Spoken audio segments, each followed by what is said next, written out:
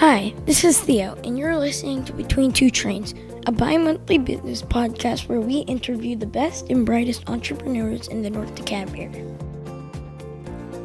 Today, your co-hosts are Van Pappas of Oxygen Financial and Jason Wheelock of Wheelock Realty. And now, Between Two Trains.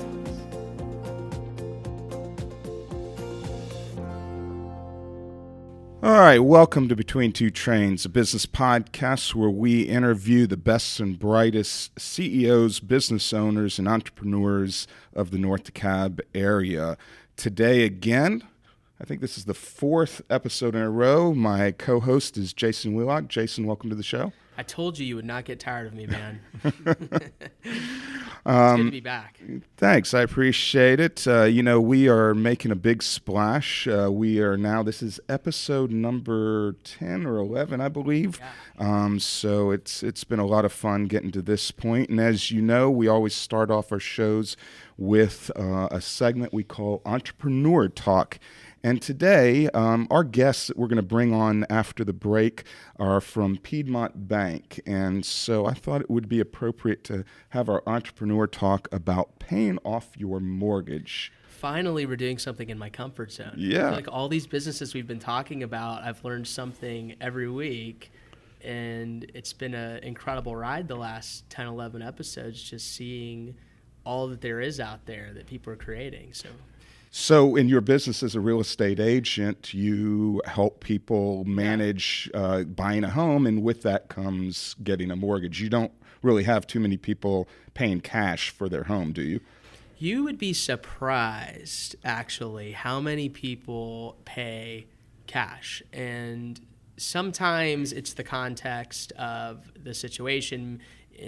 And what I mean by that is we've been in a very hot seller's market. So if people have the resources, a lot of times they will pay cash. Maybe they finance it later after the closing. It gives them leverage. But some people just don't like debt, right? So I think more people pay cash for things than you would believe. Gotcha. So, but with your clients, you're really more helping them get, if they do need to borrow money, Correct. Get the mortgage. You're not very well having any kind of conversation about paying off their mortgage. No, exactly. They've left your realm once they get to the point where they need to start thinking about how they pay off the mortgage, correct? The real estate professional is a bridge for most institutions, meaning most of the connections that people have with a banker or mortgage person, or many of them, come through a connection with a real estate agent, right? So yes, we don't talk about the payoffs because most of the time when people take a mortgage, by the time they sell, they've never paid it off anyway. The average person lives in their home 7 years in the U.S., and in Atlanta, we're even more transient, so people are moving constantly. So I rarely run into people that have paid or are thinking about paying their mortgage off. Gotcha. Well, unfortunately, on my side of the business, I do run into people all the time as a financial planner. And so often they want to know, should they pay off their mortgage or should they not pay off their mortgage? Yeah. And I know it's a very difficult question to answer. But, honestly, I think I'm going to blow your mind here, Jason, because I don't think it's a financial question. A lot of people want to put dollars and cents on it. Hey, should I take my extra paycheck and put it towards the mortgage, or should I invest it? Yeah. I hear that I can make more money than the 4 or 5% that I'm paying on my mortgage. And but I think really what it is, it's not a financial question, it's an emotional question. And say if that mortgage is 4%, and then you take away whatever tax deduction you may or may not be getting, you have to ask yourself, what's the after-tax cost of borrowing? All right? Mm-hmm. That's usually what people do. Then the question is, after my tax investment, do I do better with the after-tax cost of borrowing compared to my after-tax investment? And, that's a fine equation to look at, but the real question you need to be thinking is, how would you feel if you got home tonight, Jason, and you did not have to make a mortgage payment on your house? How would you feel about that? You're just leading me to water right now. I would love to wake up and not have a mortgage payment. And I know that if your rate is 3 or 4%, it's hard for many people to justify doing that. as opposed to having credit card debt and you're 20, 30%, obviously you want to kill that, right? So I think it's just about what allows you to sleep at night. And I imagine that most people that ask you this question are probably in the older end. Should I pay off my mortgage? I doubt many younger people are asking you or coming to you with that question at 30, 35, 40 years You old. would be wrong, sir. Well, I am getting I'm in young. the dark then. You are in the dark, and we will have to have a conversation Yeah. It's a offline good after the subject. show because, Yeah. the sooner you can start whittling away at the debt, the sooner you can be debt-free. And I think that it's something that no numbers can quantify. Mm-hmm. We can have that conversation about the numbers all day long, but you can't quantify that. So, the question has to be, how good would you feel each night knowing that you had no mortgage? So to me, it's really not a financial question. It's an emotional question. And we'll ask our guests when they come on after the break and see what they have to say about paying off their mortgage from a banking perspective. You've been listening to Between Two Trains, a business podcast. We are coming to you from the glorious studios of the Chamblee Chamber of Commerce in downtown Chamblee. And as always, if you've not checked out Chamblee recently, you need to come to downtown. A lot of great things are going on, and a lot of them have been going on through partnership with Piedmont Bank, the guests that we have coming on. We'll bring them on right after the break. Do you want to get on the freight train of social media marketing? Go to www.turnsocialintosales.com. Use the code Chamblee to get $100 off to the single best 2-day social media bootcamp you will ever attend. Are you tired of not getting leads on LinkedIn or Facebook, SEO not working, or figuring out how to get on TV and radio and much more? Go to www.turnsocialintosales.com for a 2-day bootcamp special for Chamblee. Use the code Chamblee for $100 off. Go to turnsocialintosales.com today.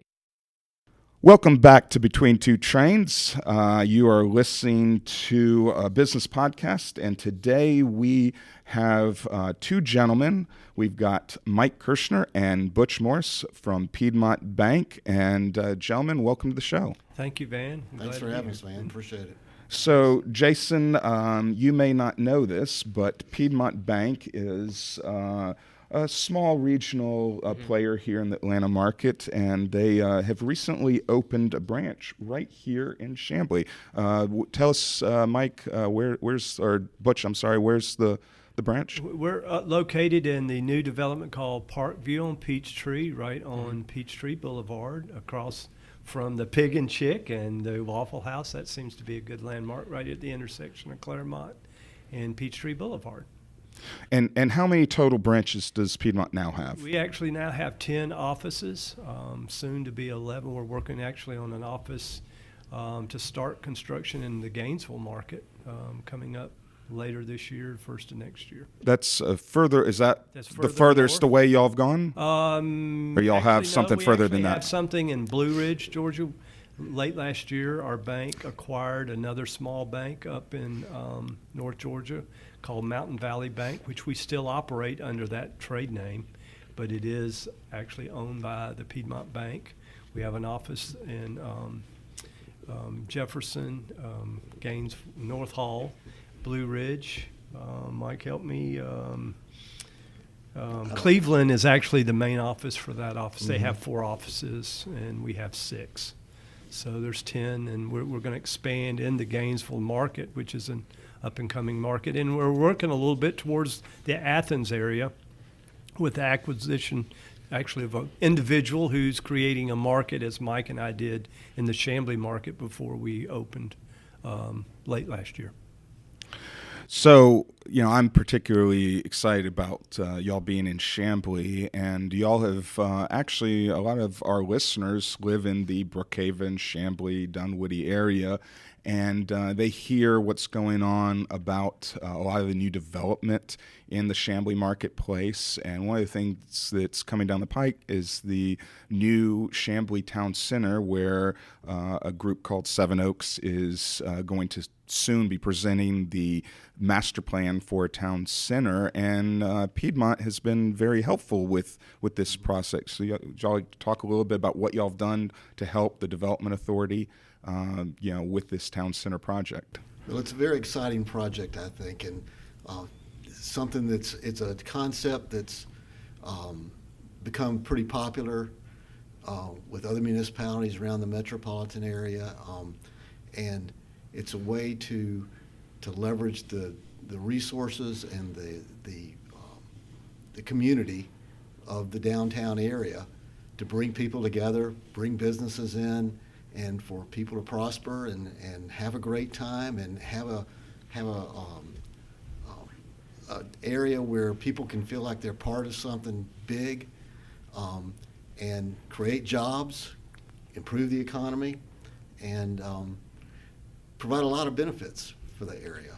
And what we did was we're a partner, I guess, as a lender with the Downtown Development Authority of Chamblee, and we just helped them as they acquired properties throughout the designated downtown development area, that at some point, and there are different ways that this can be handled, but at some point it'll be turned over to a developer who will develop it into the downtown, the central downtown area that will be the economic focus for downtown and the magnet that will draw people and businesses and jobs and everything into the area.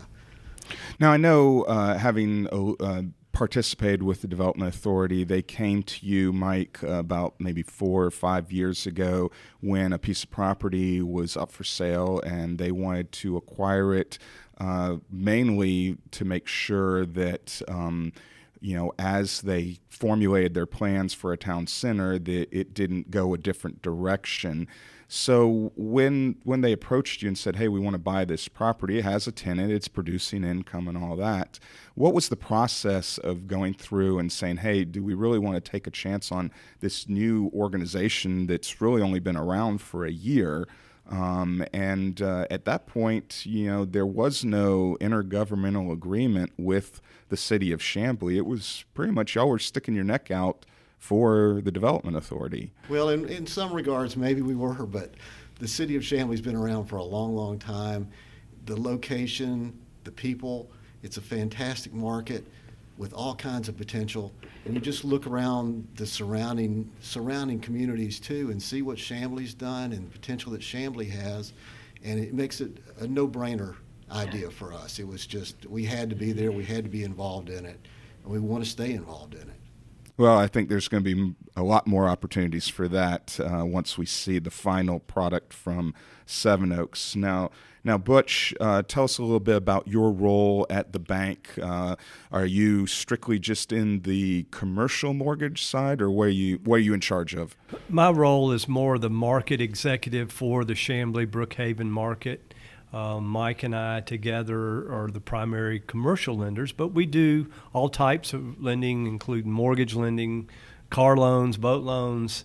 We do have some other people in our group that focus more on that, but Mike and I's background is primarily on the commercial side.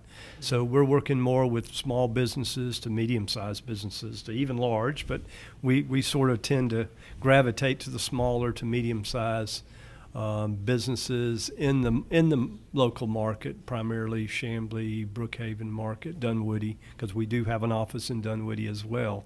So our role is looking for new relationships and helping our existing relationships grow through corporate lines of credit, letters of credit, term financing for equipment, real estate financing similar to what we did for the Downtown Development Authority. So. What is it that y'all, speaking specifically to business owners, where do you think your bank sets itself apart or differentiates itself from other banks? There's a lot of choices for small business. There's no question. It's the people, person to person, people to people part of it. We're very hands-on, very responsive. Money's money. It's all green. It's all the same. The thing that differentiates the banks and differentiates the people is the service that you give. And we try to be responsive and creative and attentive to whatever the needs are of our borrowers and our customers. And I think that's what keeps us different, makes us different, keeps us separate from some of the other folks around. Yeah, yeah, I would agree with that. Mike and I have had this conversation for years now about that banker relationship, and nothing against the big conglomerates. I won't say any of their names on our show, but sometimes you're just a number to them. You don't have that personal touch. In fact, I'll tell you a little story about how Mike gave that personal touch. What Jason, you may not know, but the Chamblee community has a great neighborhood called Huntley Hills, and they were in a desire to build a new swim and tennis clubhouse. And so, they approached Mike about how could they do this financially. They knew they didn't have enough cash, and they got approved for an amount, and then as they were shopping developers, found out it was going to cost $100,000 more than what they had gotten approved. And so a quick call to Mike 2 hours later, after he had a conversation with his people, the call came back. He's pointing to Butch. So it was Butch that made that call. Together. So it was, hey, you've got your extra $100,000. I don't know that you could do that with the big conglomerate. You definitely couldn't do it in a 2-hour period, and I don't even know if they'd give you the extra money at that point. There was a big chance that they took, because it's not like if they had to foreclose on a swim and tennis club, there's not a lot of people they can sell that piece of property to. Right. Sexton Woods, maybe? Yeah, maybe they'll sell it to Sexton Woods or the Gainsborough pool.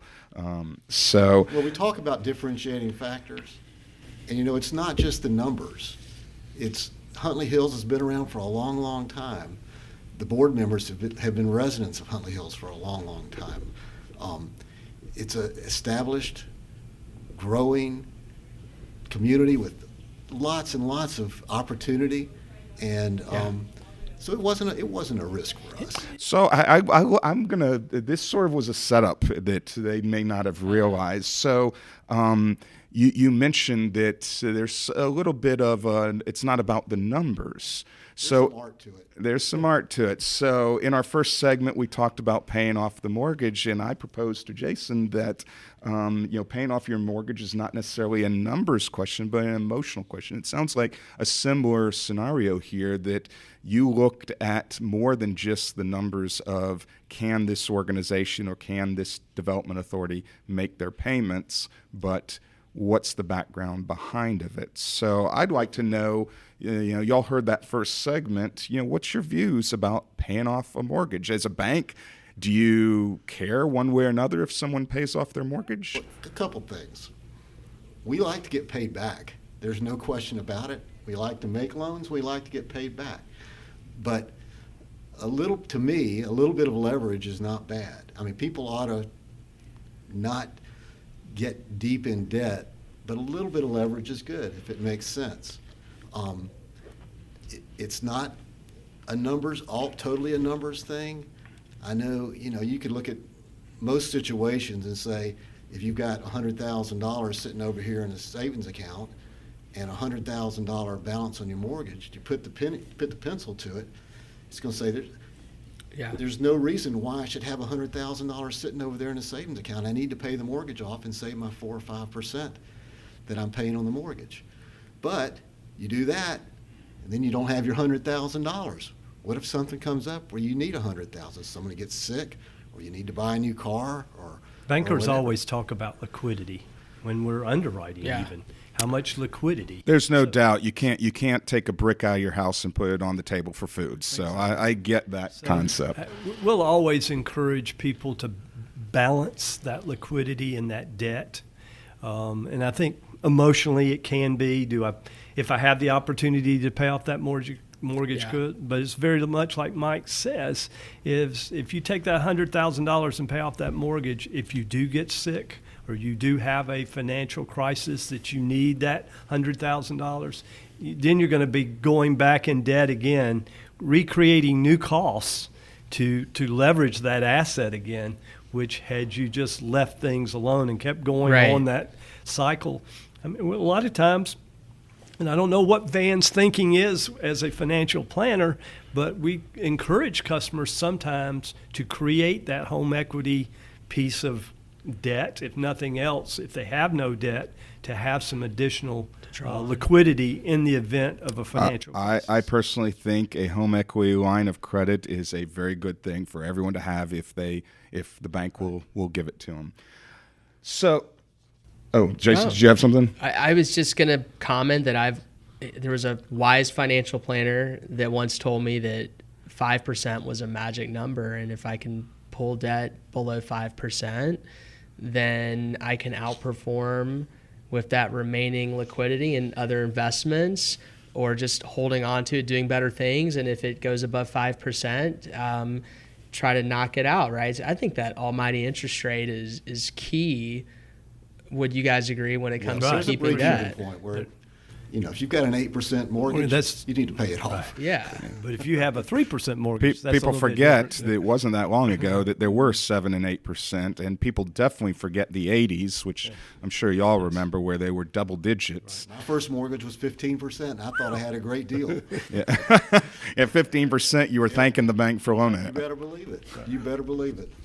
Well, one of the things that I ask a lot of our guests, to tell us, what the most important thing when starting a new business. So y'all deal with businesses that come and say, hey, we want to borrow money to start this business.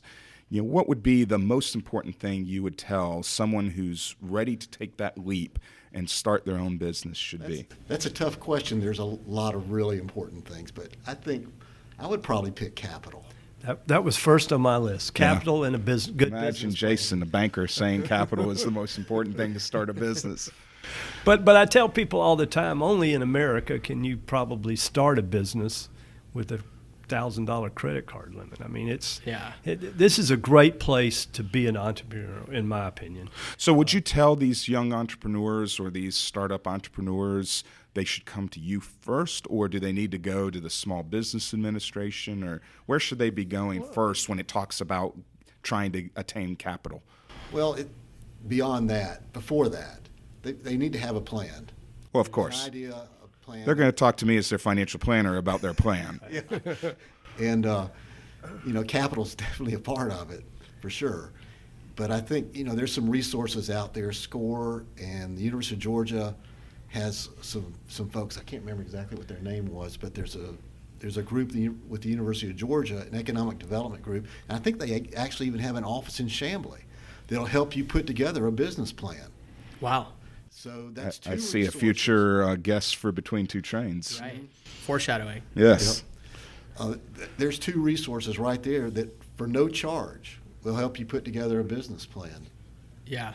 I think one of the biggest reasons businesses fail is poor planning. If you look at the failure, there's so many folks who probably go into it blind and fly by night, right? So I tend to agree with you. And I also agree, piggybacking on what you said, Van, that we have one of the best countries when it comes to access to financing anything. I've visited Latin America a number of times. One of the things you'll notice when you leave our country and go south of the border is how you'll see a real estate project that looks like it's been sitting for years because they have to build it with cash. So they build it a little at a time as it goes because they can't even finance the most basic thing that we in this country can do for as little as 3%?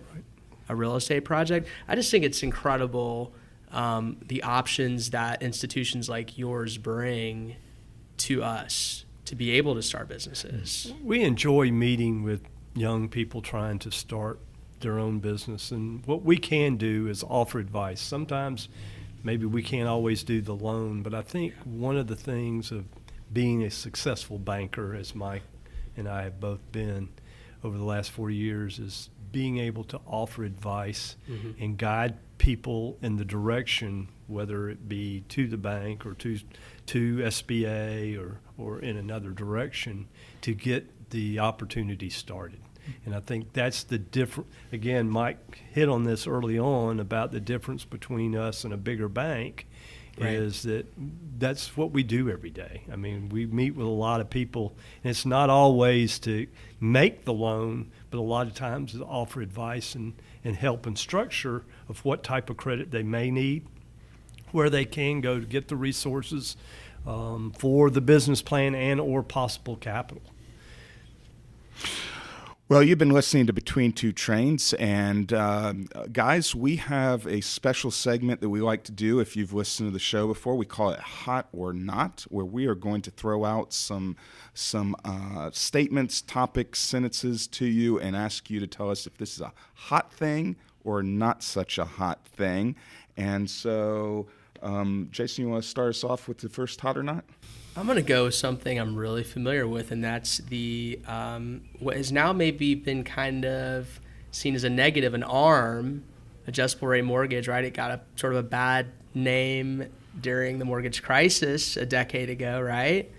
But I tend to think it's hot myself, depending on the situation. What do y'all think? Hot or not? Mike? My vote is not. Rates are going up. And it's, yes, you can get a lower rate with an ARM right now today, but where are you going to be in a year? I don't know where rates are going to go, but the forecasts are that rates are going to go up a good bit. I would say probably not. I mean, the rates right now are not even as they've gone up recently, and I know Jason sees it as much as we do, probably dealing with his clients. And it may be now, because of the rising rates, all of a sudden it has become hot. But we still think that mortgage rates are not, again, beyond.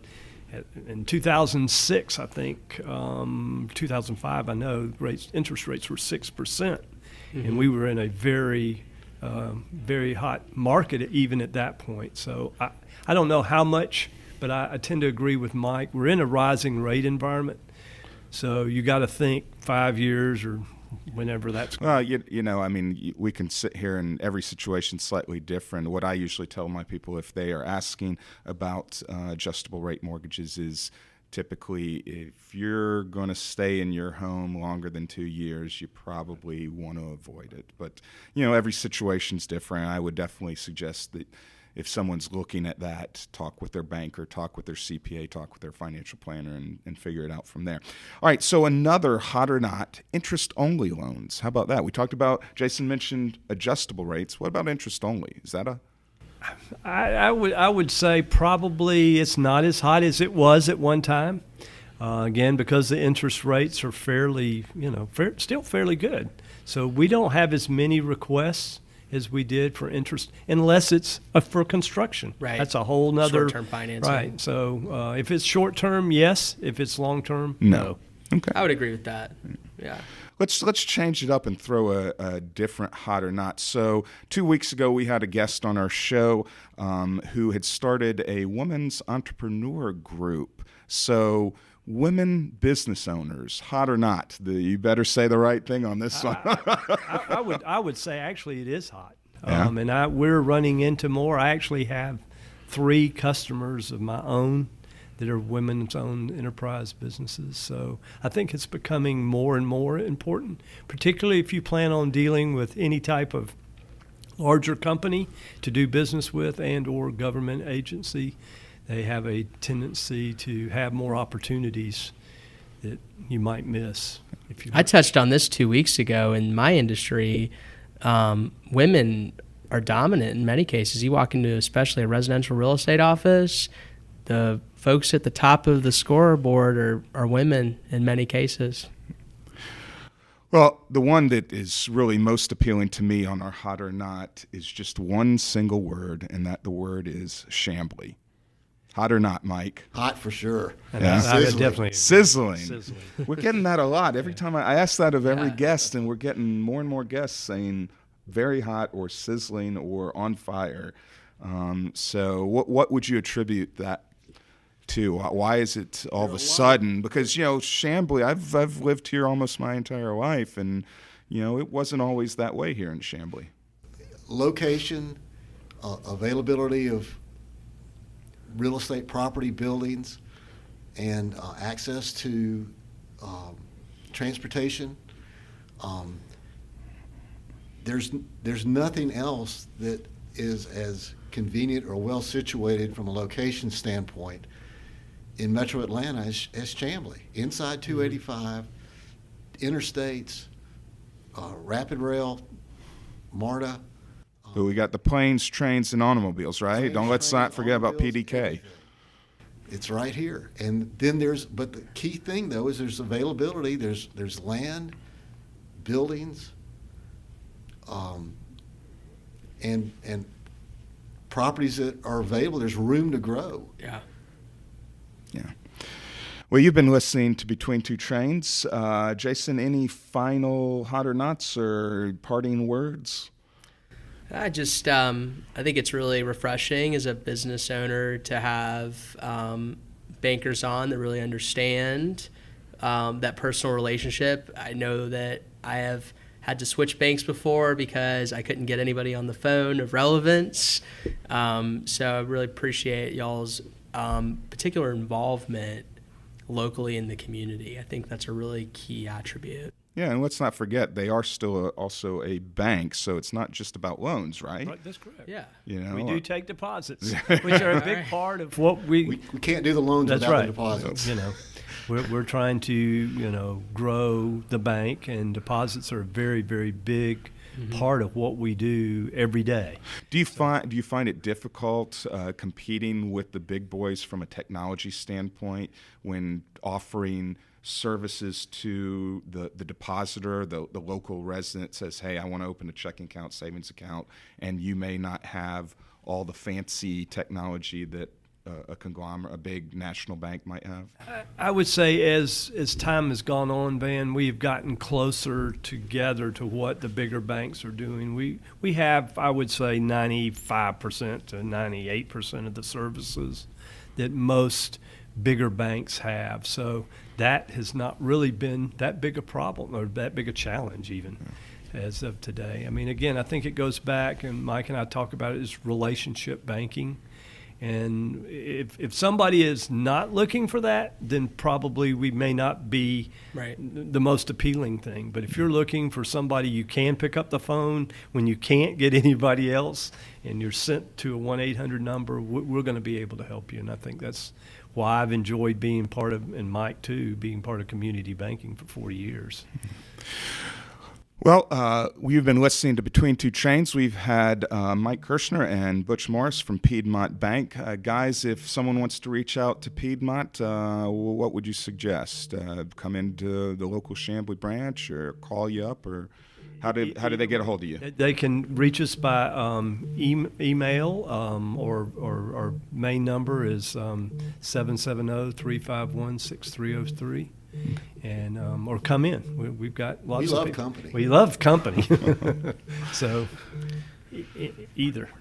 Well, Van, I'm going to have to take July off, I think. It's been fun. Last couple months on the show, I'm about to head off and climb Mount Kilimanjaro for 8 days. So Awesome. We'll That's talk- great. I'll see you on the flip side. We will miss you Yeah. for a couple episodes, and we'll bring you back. Thank you for the last few episodes that you've been my co-host, and thank you, fellas, for coming on the show. Thank you. We appreciate it. And you've been listening to Between Two Trains. You can hear us on iTunes, SoundCloud, YouTube, or go to our website, Between Two Trains. That's the number 2, betweentwotrains.com. Thanks a lot.